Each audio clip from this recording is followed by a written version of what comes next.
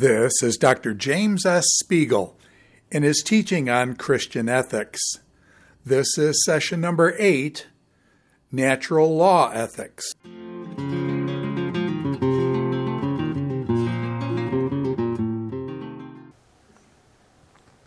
Okay, so having discussed divine command theory, we're going to look at another major theological tradition in moral theory, and that's natural law ethics. This one dates back to especially Augustine and Thomas Aquinas, but the roots of natural law ethics go back to ancient Greece, Socratic philosophy, especially Aristotle, also the Stoics. So here's a summary of some of the main themes of natural law ethics. We begin with the idea that everything has a telos, a purpose, an aim or a function. That certainly applies to man-made objects, clocks and shoes and ships and everything else that we make. You know, these things have a purpose, an end, a function that they're supposed to serve. But this also includes human beings, the idea that human beings have a function or a purpose, which is something that's clear in Christian theology. God made human beings a certain way. He made our organs a certain way to serve various purposes. And if we attend closely to the way that we were designed, our design plan, we can essentially infer from those various functions certain moral truths. So the source of the telos of every natural object and human beings is God. He made the world to be a functional, rational system. He designed all the things that he did for certain ends. So what we can infer from that is that there are certain natural laws. And some of these are descriptive and others are prescriptive. In physics, for example, we can talk about various laws of gravity, the inverse square law, the laws of thermodynamics, the strong and weak nuclear forces, Avogadro's constant. All of these regularities in nature are there, created by God to serve certain purposes, to make life as we know it possible. So we call those natural laws or laws of nature, but there are also prescriptive laws which tell us how we should act and what sorts of behaviors, what kinds of conduct will be most beneficial to us. So that's natural law. And as we observe these natural moral laws or prescriptions, things tend to go well for us, but as we deviate, then things tend to go bad. And again, this has to do with how well we are fulfilling our telos or our design plan in terms of our conduct. So if we lie, we cheat, we steal, or we misbehave sexually, and we violate these natural prescriptions, things go bad for us. There are bad consequences, painful consequences. Now, we're able to discover these natural laws because God made us rational. We're made in God's image. And so he has, as it were, he's tuned our minds to be alert to these various natural laws and how we ought to live in a general sense. As Aquinas puts it, we know our basic ends, and those things include self-preservation, pursuing understanding, educating our offspring, avoiding harming or offending others.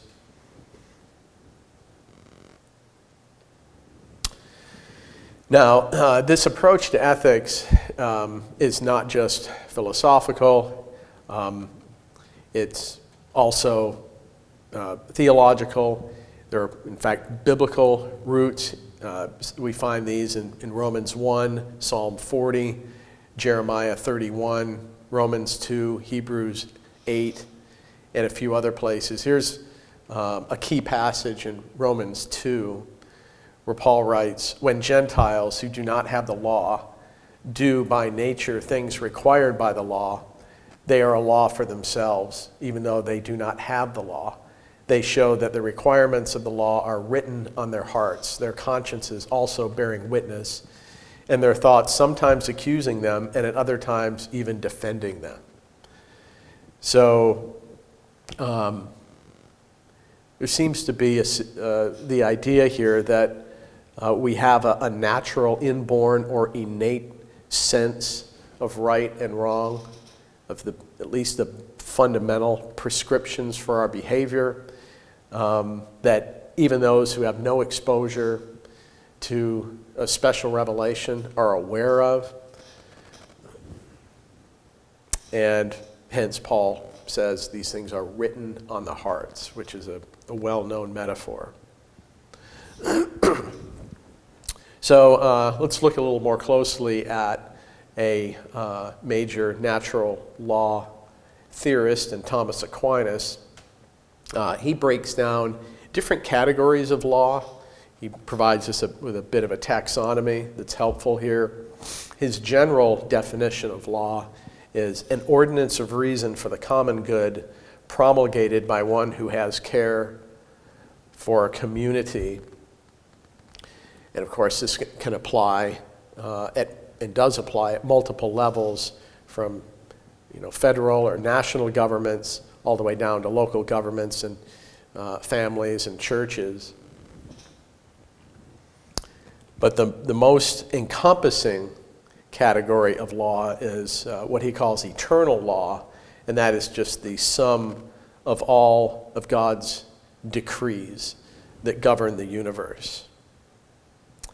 And natural law is that aspect of eternal law that is discernible by reason. It's that aspect of eternal law that we can figure out by through our rational inquiry.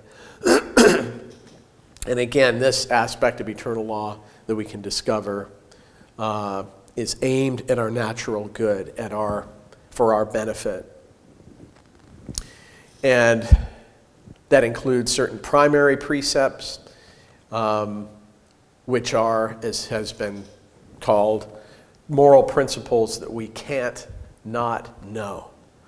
These are things that no matter who you are, no matter what amount of education you've had, assuming you're basically cognitively functional, you will know, such as that you should pursue good and avoid evil, you should love your neighbor. Moral principles that we can't not know. J. Budziszewski uses that phrase frequently in his work. He's a contemporary natural law theorist that we'll talk about in a moment. Then there are secondary precepts. These are moral norms that are derived from the primary precepts with applications that are still general, but they are derived from the primary precepts, including that we should not lie to people, and we should return what belongs to others. Those are general applications of the idea of pursuing good, avoiding evil, and loving our neighbor, for example. Thirdly, there's divine law. And divine law is that aspect of eternal law which is found or expressed in Scripture. And that would include all sorts of things that go beyond natural law that we could not figure out through rational inquiry alone. We need a special revelation for that. And then finally, there's human law, and that refers to applications of natural law to civil society, and perhaps also applications of divine law. So if we have traffic laws, stop signs, and speed limits and so on, those are designed in order to preserve life and to help society maintain a certain order and safety. They're certainly not things that we would get from Scripture, but they are laws which enhance human life. And they're also laws that have been instituted in society that are basically direct applications of biblical laws, like laws against adultery that used to be common in the United States.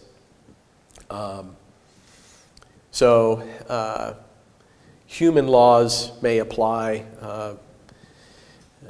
certain insights from natural law or divine law, or both.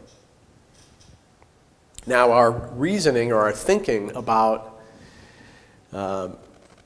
natural law may be perverted or obscured or warped in various ways, and Aquinas identifies some of these ways. And one of these is through passion, as one is overcome by strong emotions, say anger.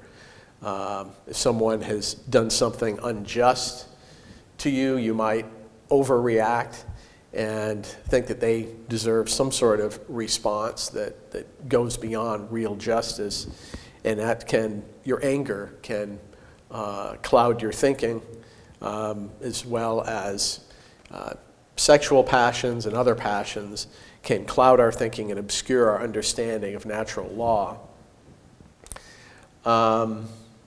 Evil habits can also distort our thinking about natural law. For example, repeated viewing of pornography can warp a person's understanding regarding sexual morality and natural law as it applies to that. Evil dispositions of nature is another category identified by Aquinas. Perhaps a genetic predisposition to alcoholism. There's certain genetic roots to that tendency or propensity. Maybe that qualifies as an example of what Aquinas is talking about here. Vicious custom would be another, such as growing up in a society that approves of certain forms of illicit behavior, such as adultery or sexual promiscuity, or I think Aquinas gives the example of approvals of bribery. If the community in which you were raised approves of certain forms of evil or immoral behavior, then to the extent that you're impacted by that, that may distort your understanding of natural law. And then finally, evil persuasion, as a person may be convinced by certain philosophical arguments that a particular kind of behavior is morally permissible when it's not, then their thinking about natural law is distorted to that extent. And this list is probably not exhaustive, but those are some of the ways that Aquinas notes where our thinking about natural law may be perverted. Now, there are a number of objections that have been made regarding natural law, and one of those is that there can't be natural law because there are no moral principles that aren't rejected by someone. We can always find someone who is a proponent of some very wicked behavior, whether it's mass murder or rape or the worst things that we can think of. We might call them sociopaths, but they still are out there.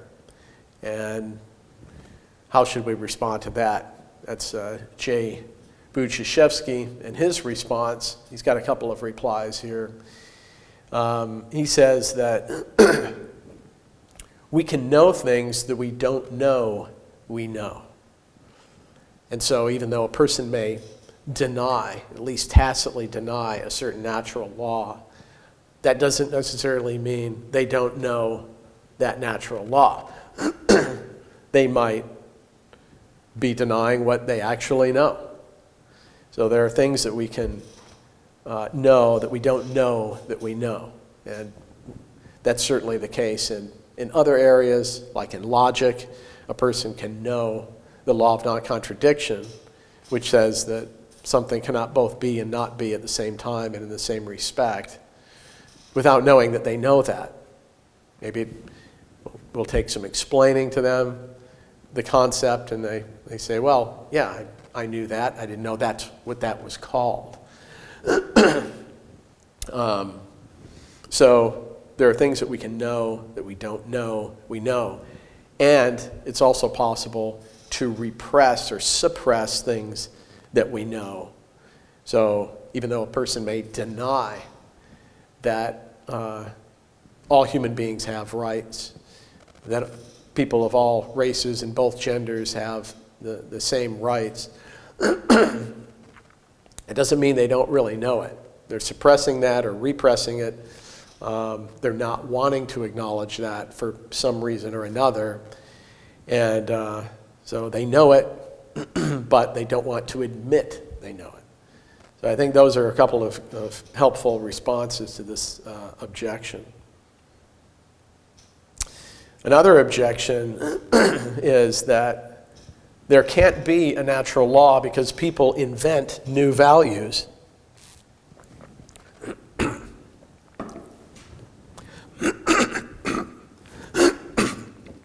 So Budziszewski replies to this by noting that this is just false. People cannot invent values, at least true values, any more than they can invent, say, a new primary color. It might seem that way. They might, talk in terms that could sound persuasive along those lines. I have a new value, and then give a name to it. But as Budziszewski notes, that's probably just, or it is just new, a new label for an old and well-known true value. So that's how he responds to those objections. So for all the insights of natural law ethics, there are certain limits, and one that has been noted is that it provides little help regarding certain specific moral issues or dilemmas. For example, the moral issue of distributive justice. How should goods and resources be distributed in a just society? Drug legalization. Even if drugs are immoral, recreational drugs, at least if many of them are immoral, the question still remains, should those recreational drugs be legal in a pluralistic society? Issues like this are difficult in any case, and natural law ethics seems minimally helpful in these cases. And also, sometimes it's difficult to tell whether certain actions do or do not fulfill one's telos. And in connection with this, there is the complaint by many critics of natural law ethics that just because something is unnatural doesn't mean that it's immoral, right? So the tongue was not made to lick postage stamps, for example, or envelopes, but that doesn't mean that it's immoral to use the tongue for that purpose. So by extension, we need to be very careful what we attempt to read off bodily functions in terms of what's morally appropriate and what's not, just because the most natural or obvious use of a particular bodily organ is one thing, doesn't mean that it's immoral to use it in another context. So that's just one of the kind of abiding challenges in natural law ethics. So that's natural law ethics.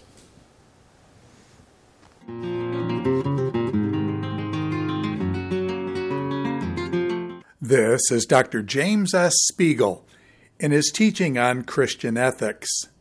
This is session number 8, Natural Law Ethics.